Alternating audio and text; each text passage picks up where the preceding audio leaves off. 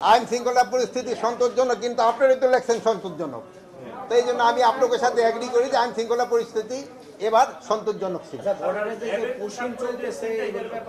Pushing চলতেছে এই ব্যাপারে আমি তো বহুবারই বলছি, আমরা এই ব্যাপারে পররাষ্ট্র মন্ত্রণালয়ের সাথে আমরা বেশ কয়েকবার যোগাযোগ করেছি এবং আমাদের যে পররাষ্ট্র হাই কমিশনার আছে ইন্ডিয়া, সেও আমাদের অফিসেও আসছিল, তার সাথেও আমাদের কথা হয়েছে।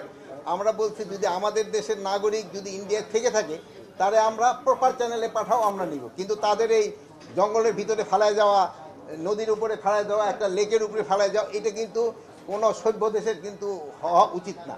তো এইটা এই জন্য আমরা অনুরোধ করছি, আমাদের যদি নাগরিক থাকে আমরা তোমরা প্রপার চ্যানেলে পাঠাও, আমরা নিয়ে নিই।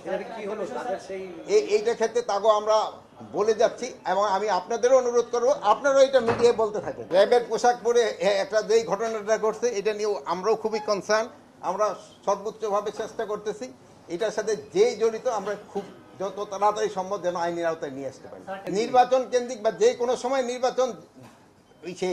নির্বাচনের ডেটটা তো ফিক্স করবে নির্বাচন কমিশন, ওনারা যেই সময় ফিক্স করবে আমরা মনে হয় আমাদের আইন শৃঙ্খলা বাহিনী ওই সময় তারা প্রস্তুত। আগের 15 বছরের মতো ভাবেন গেলে দুইটা পিটি মারলো, পুলিশ খুব সচল।